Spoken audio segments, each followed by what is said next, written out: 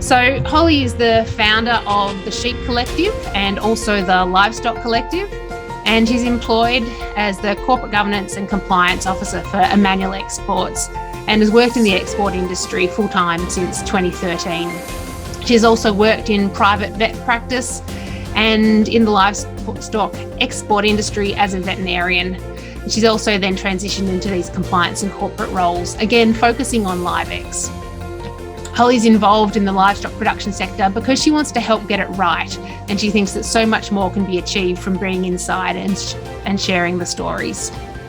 And for me, one of Holly's absolute standout expertise is the way that she engages with people and shares to build trust and transparency. And as we all know, with the public wanting to understand more about ag and where their food comes, it's become more important than ever to build that skill.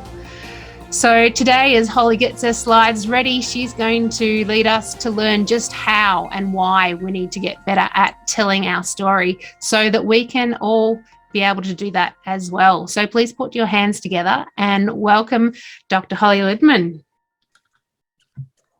Thank you, Melissa, and great to be here today, and really excited to have an international audience this morning, or this evening, wherever you've come from. It was great to see in the chat we've got people from the US, Mexico, and all around Australia. So what a great audience to be able to present to, and I think this is the new era of presenting in these COVID times, and the opportunities and the silver linings we've found in how we can engage. So it's great to lead on from the last session, and I'm really going to give a case study about how I have shared my story and my truth, and for me the power of being a collective voice in the industry. And the sheep industry, like many agricultural industries, has those challenges that we need to be in front of. So as Melissa spoke about, I'm a veterinarian by trade. I studied agribusiness and then moved into veterinary science, worked in private practice, and then I think I ended up in Adelaide in South Australia, and then ended up on a livestock vessel to the Middle East. And my career, progressed from there. And I think I moved through operational roles, compliance roles, and one day I can be on a farm and a feedlot, and the next day I can be in Canberra in high-level policy meetings. So I've had a really exciting career, and I think the live export industry, which I'll talk to you about today as a case study, has been my gateway to the world. But it's also had its challenges, and I think that's the take-home today of how a collective voice can be really powerful for an industry to deal with not just a crisis, but to be proactive. So my take-home messages today are really for the sheep industry and for agricultural industry is that we need to talk about our dirty little secrets first. Otherwise, someone else will do it for us, and often in a way that's not can be misguided. And when there's a void of information, it will be filled by others. And especially in the livestock industry, it can be filled by activist organisations. And those challenges and mistruths can get momentum. And this case study today is an example of how, an industry was completely challenged and mistruths led to huge ramifications for the sheep industry in Australia. So we will go into just one breakout room at the end of the session today, and I really want you to think about a couple of those key messages while I go through my case study and my story. And so the two things I want you to think about are like, what are the biggest challenges you see for the sheep industry and its sustainability? And what are the biggest mistruths that get the hairs in the back of your neck up when you see it on social media or you see that in the paper? And how should we address those as an industry, and how do we empower the next generation of leaders coming through to take on these challenges and mistruths? So my story is really about how I created influence and impact, and it's quite a focused on a West Australian case study for those that are joining us internationally, and I'll share my truth as a veterinarian that's worked in the live export industry in Australia.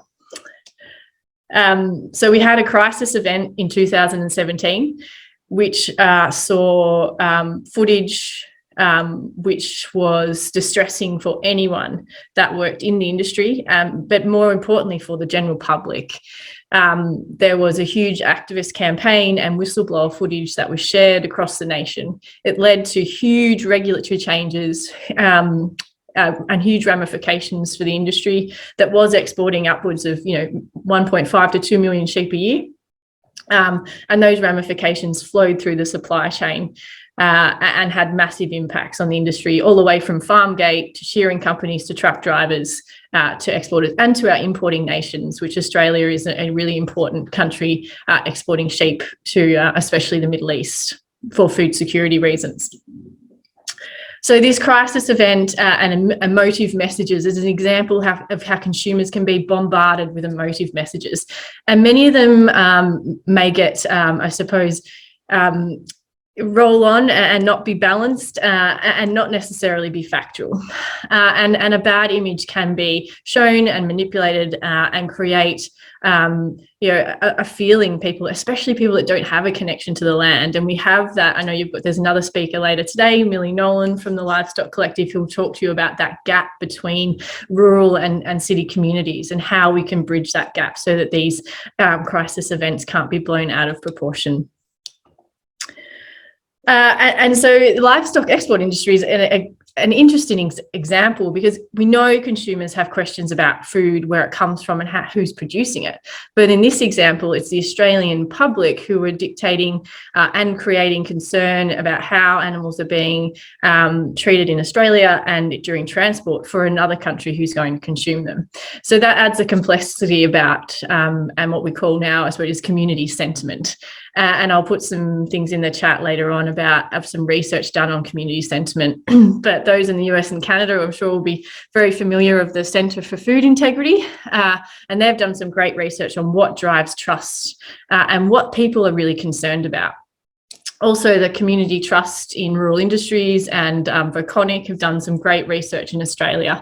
So the industry can really understand what consumers are concerned about, what the general public wants us to focus on as an industry, and we need to take that information and use that as we move forward.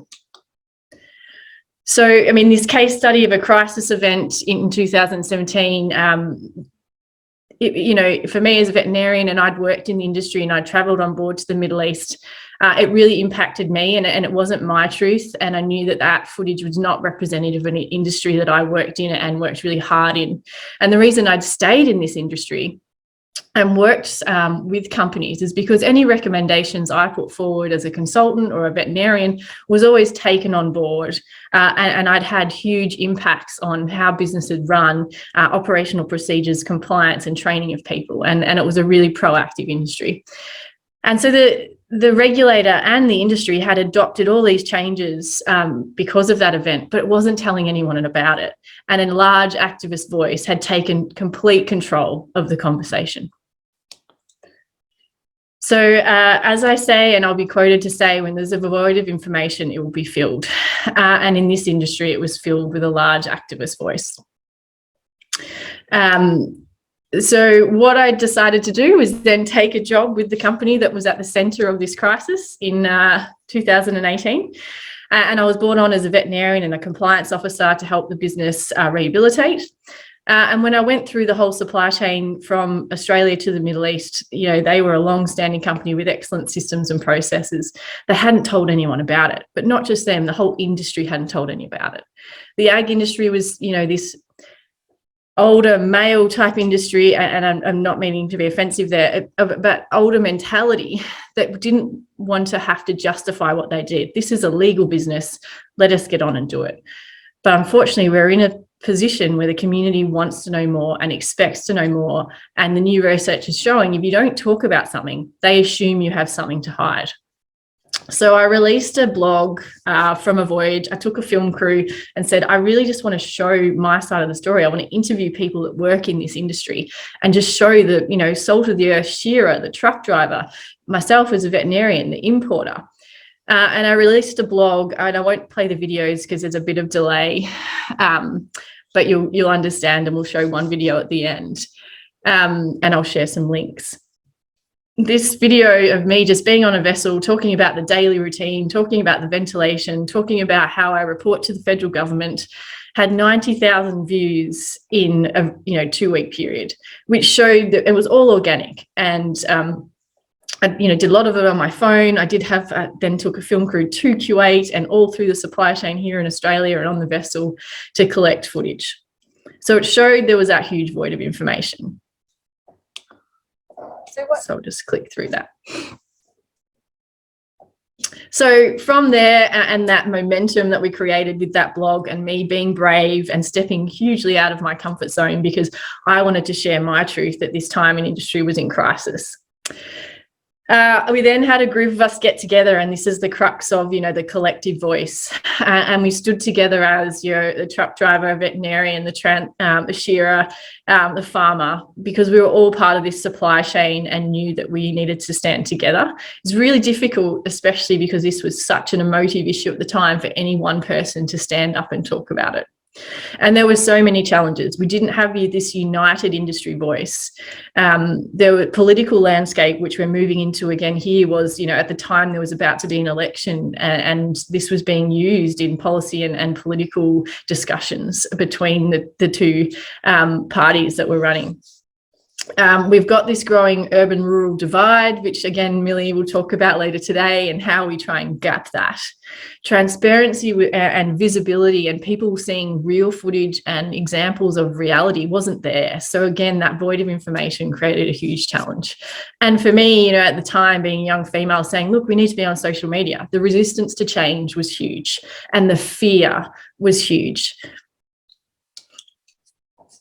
So we formed a group, and I wanted to call us the Justice League. You can see we're all standing there like superheroes, and it was definitely daunting, and we definitely needed a lot of training to be in this position.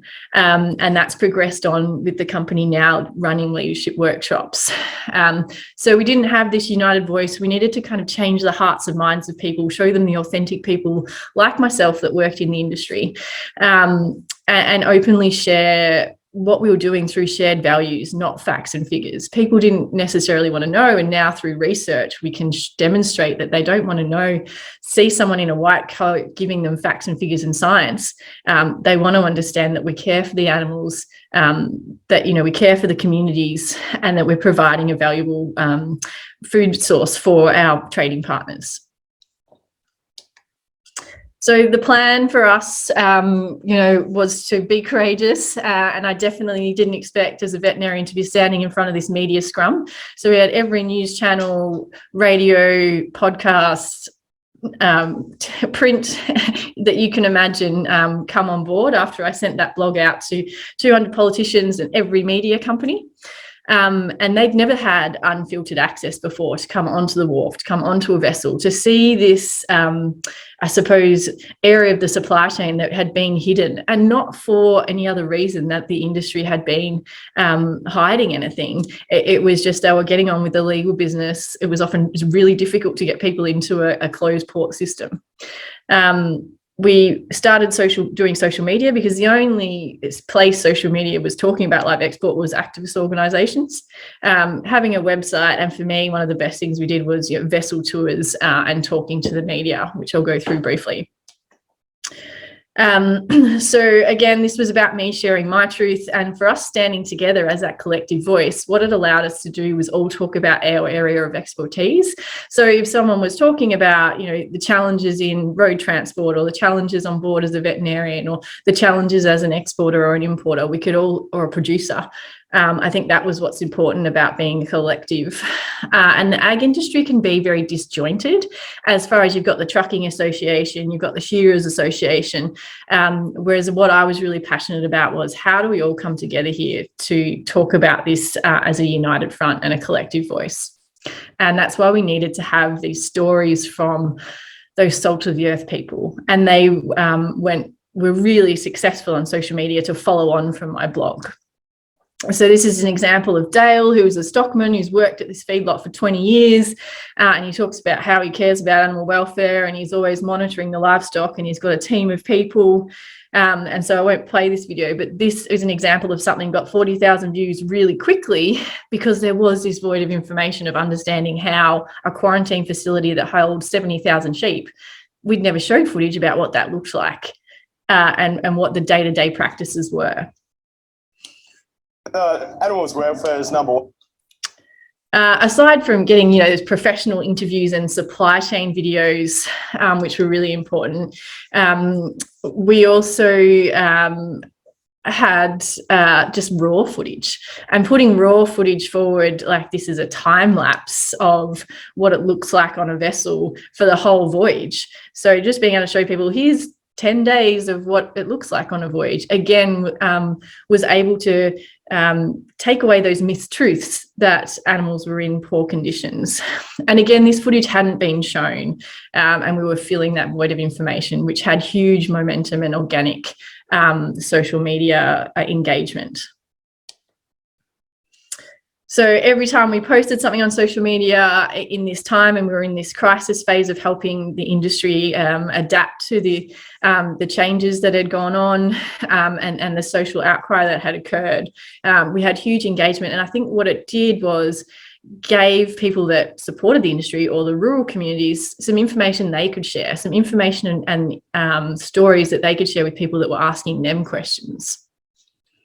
And of course, as Teresa alluded to, you can always, and you will always get people that have different philosophical views, which is fine. But what we really stood firm on was being respectful, always allowing people to ask questions. And if there were people that had very different views, we have to be open to that, but always offer the chance for them to ask questions, understand their concerns, and provide more information.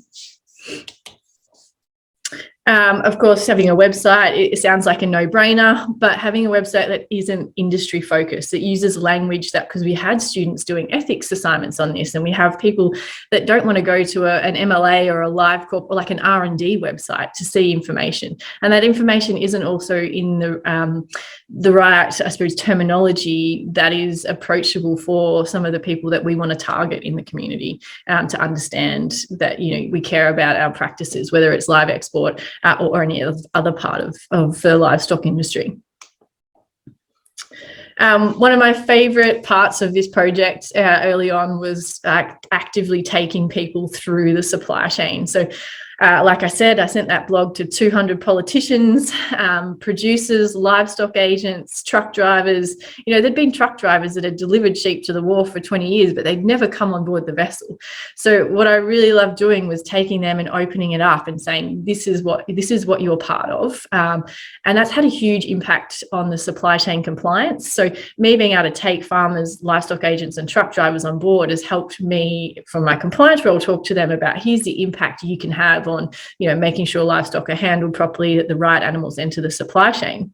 But then conversely, a huge impact on, say, the politicians, the media, the banks, the insurance companies, and those others that we're trying to engage with, to make sure that they have all the information and all the questions they want to ask, but actually see it and feel it. And smell it, which is a very different experience. And I think we've completely changed the way that we've engaged with the media, who before they were shut out, they were never provided information, they weren't allowed to come in. So all they could report on was that, what they were given from activist organisations. I suppose that leads on to the media and having that consistent messaging. And again, because we had a collective of us standing together, we've got this group of people. If the media wants to talk to different people from the supply chain, they were all ready and standing, and we had the same key messages. We all went through some media training, some shared values training, and had our own key points. And now the Livestock Collective, this was just a project that I started. We're now a non-for-profit company, and we've ran over 12 workshops around Australia, helping build the capacity of the whole industry to have those skills. And I suppose the final part of the plan is me speaking at events like this and making myself available to help share my case study as an example, and now going forward help upskill and uplift people throughout the livestock industry. And I think the sheep industry in Australia and internationally has a great future, but we don't want to become complacent, and we do need to be ahead of what community concerns are and address them, and hopefully not have to be in a reactionary position like I was in this case study, but it does show the examples of how we can have information available to deal with the challenges and deal with the mistruths that can occur.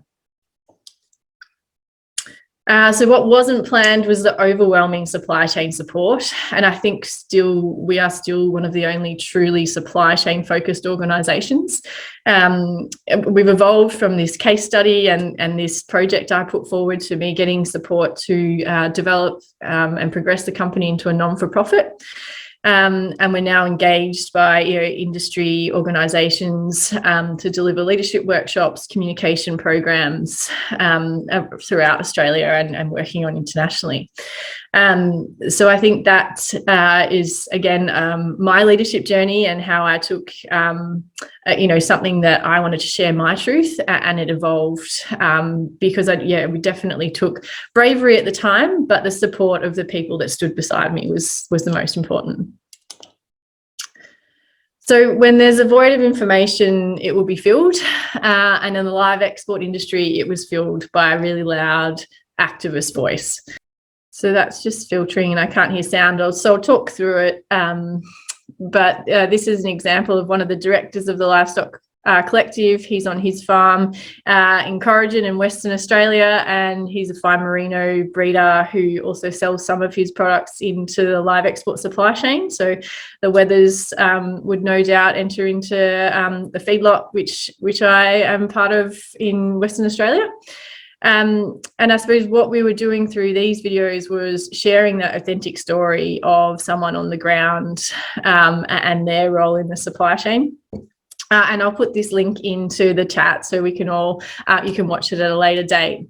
And so we then moved from interviewing a producer to interviewing a truck driver to interviewing the people in, this is an example of the feedlot. So we have 10 raised sheds that can hold up to 70,000 sheep, and how such a large operation operates hadn't really been demonstrated before.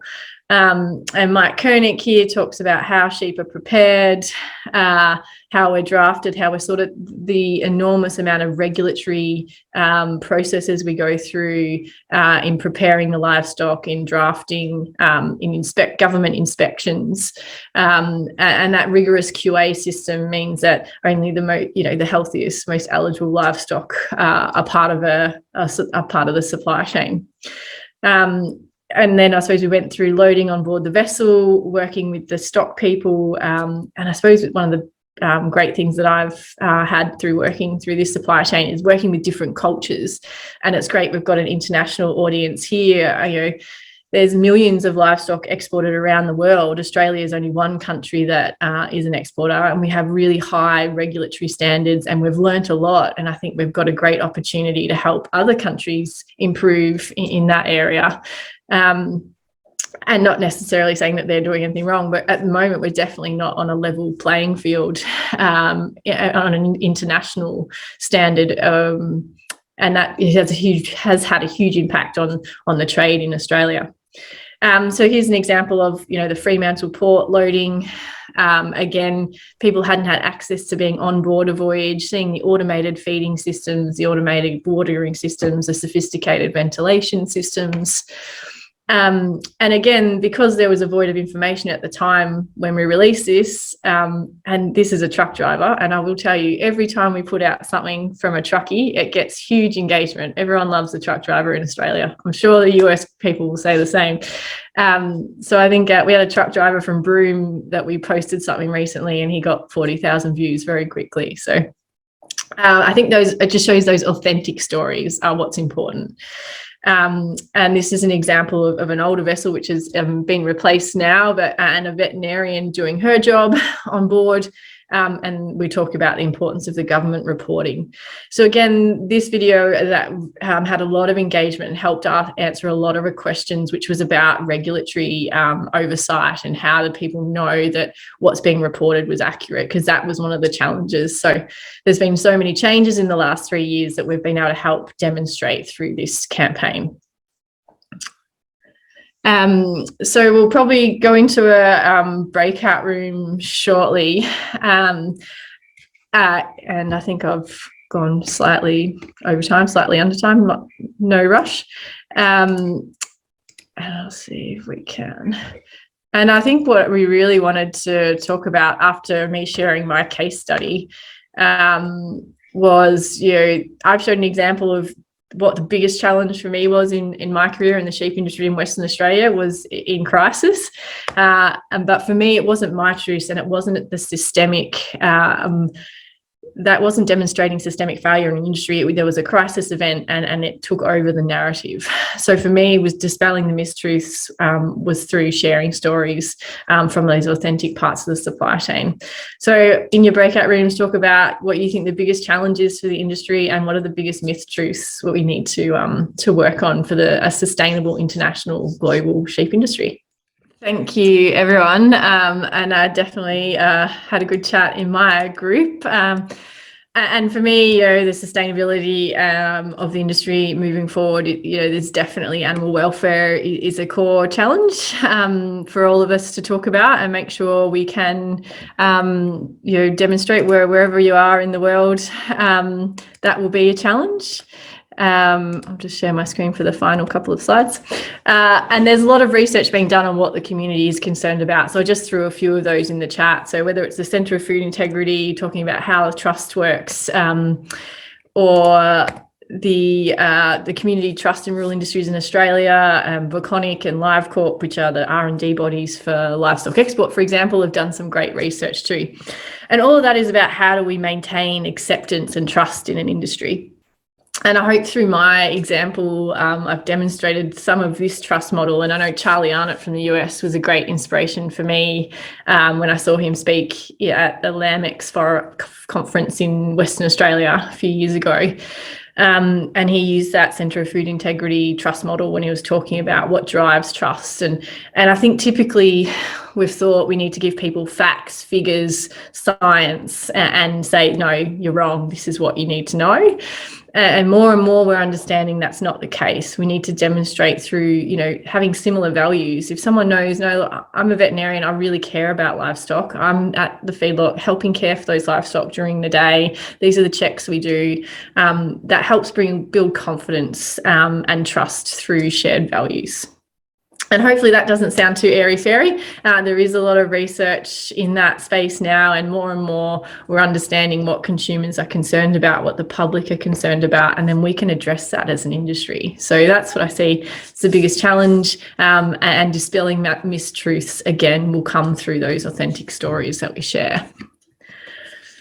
So I think we need to build acceptance and continually look for acceptance, and we may have to continually move what that looks like throughout the world, and in different countries will have to move at different times depending on their communities and their expectations. And that'll come through, authenticity, visibility and traceability. When we know from research that when an industry hides something, people or doesn't talk about something, people think that they have something to hide.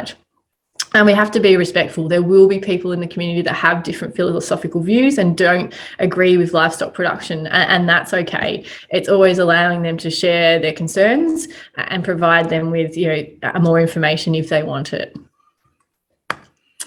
So today's just been a little bit of an example of, I suppose, my leadership journey now that I'm looking back, because it's been 3 years since this project started.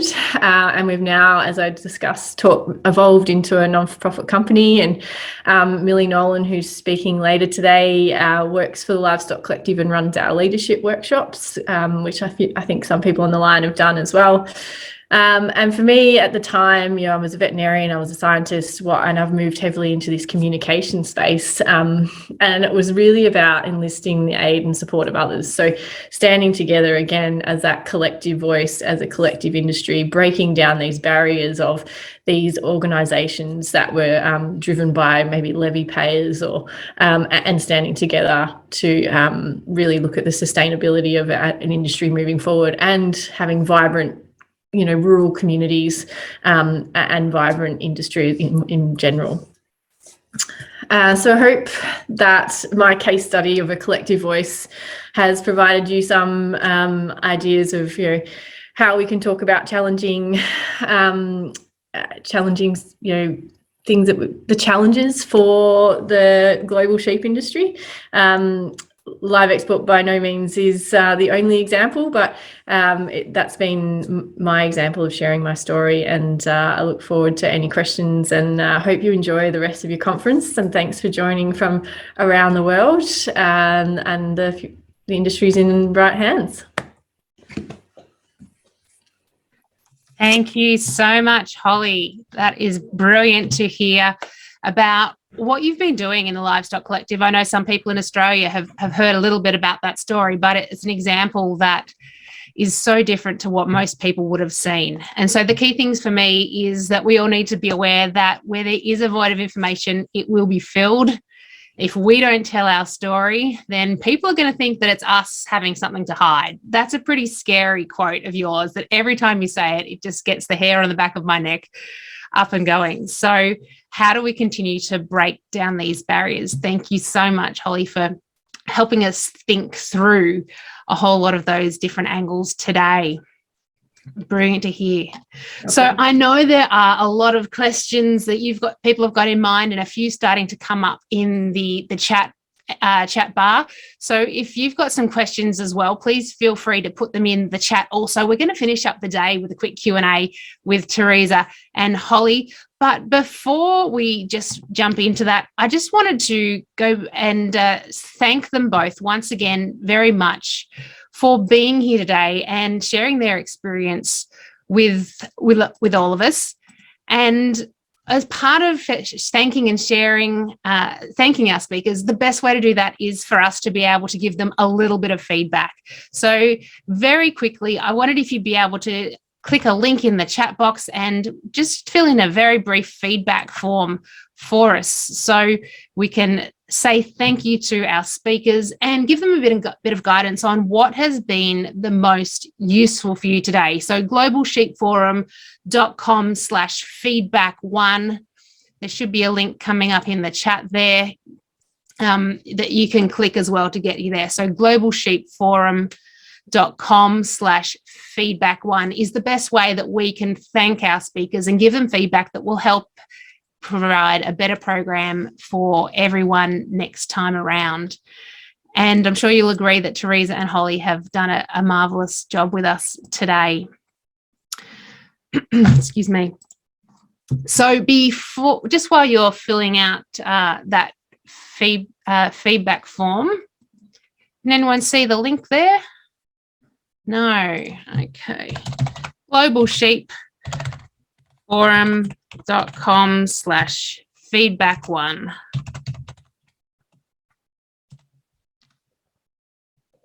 Fabulous. So just click that link there. And if you can just start putting a couple of comments in that's the best way we can thank our speakers. And it's not just Teresa and Holly that we have as our speakers at Global Sheep Forum. We have a whole range of speakers over our next couple of sessions. So we are on session 1 here. And I just wanted to briefly mention that if you would like to get better at improving some of your production on farm through innovation or through managing methane, or continuing to build your skills to help manage yourself, influence others, or manage a team, then come back and join us again shortly. So we do have another 2 sessions again today. In this 24 hours, we've got the 3 sessions. So session 2 coming up in 6 hours from now. We'd love to see you back to hear from Dan and Amelia. And then 8 hours after that, we'll be back again with Robert and Stephen. So please remember that we've still got these extra sessions coming up today. And after all, this is your opportunity to develop some skills and continue to build networks and meet some other people across the sheep industry. But we're not done now. We're going to jump into our Q&A session. So keep putting your questions into the chat box. And if you've got a question that you'd like to answer verbally, you're most welcome also to put your hand up, give us a wave, and be able to ask that in person. So, ladies, if you'd like to unmute yourselves, and we'll finish up with this Q&A session. There's a couple that have come through the chat already. The first one from Aruto in Mexico. How has the pandemic, COVID-19, affected your life and your flock? Teresa, would you like to start with the impact of COVID on you? Thanks for that question. It's been an interesting couple of years. We'd sort of gone from the drought then into COVID. So we were already down and out at the time. But I think from day to day, it hasn't necessarily impacted my life too much and my sheep. But I think it's been an interesting one in terms of the export market for us in Australia. It's certainly got some interesting conversations going, some new export bans and tariffs and some really interesting things. And I actually think Holly might be able to elaborate on that a little bit better. Thanks, Teresa. It's definitely had its impact on trade and international challenges. And for me, I had to go to the Middle East last year, so it's definitely had the impact on entering quarantine. Challenges on resourcing and staff. We had, people stuck on vessels for 8 months at a time, and challenges, I suppose, getting out and about.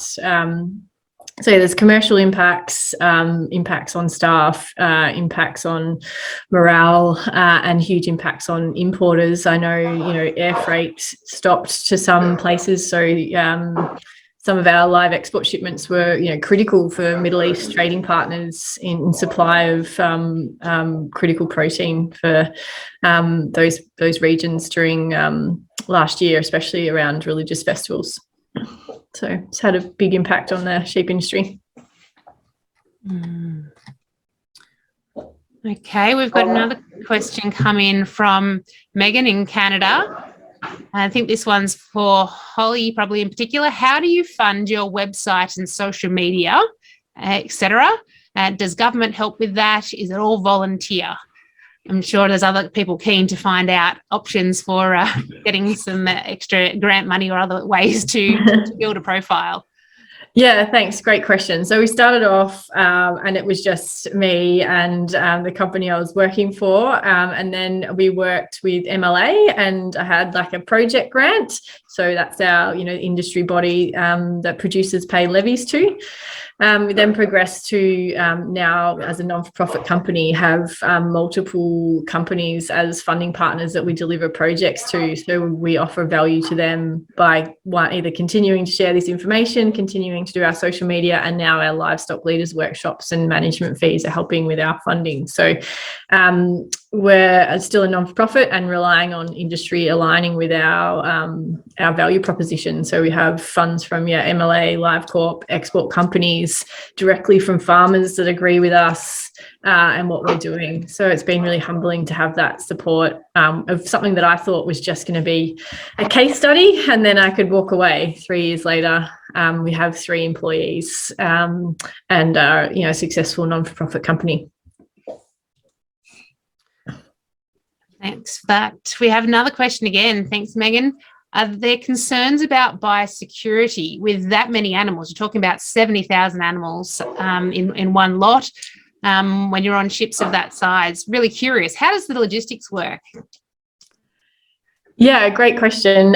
So we might buy sheep from 300 different farms and we're buying at the moment all to come into quarantine. So it is a quarantine facility. So sheep, once they enter, can only exit if they go to a processor or a live export vessel, and that is to manage quarantine in our state, so they're not mixing with that many vendors and ever going back out to the national herd. So biosecurity restrictions are, really tightly managed and monitored. We have, daily veterinary inspections, and monitoring of any mortalities or health and welfare concerns.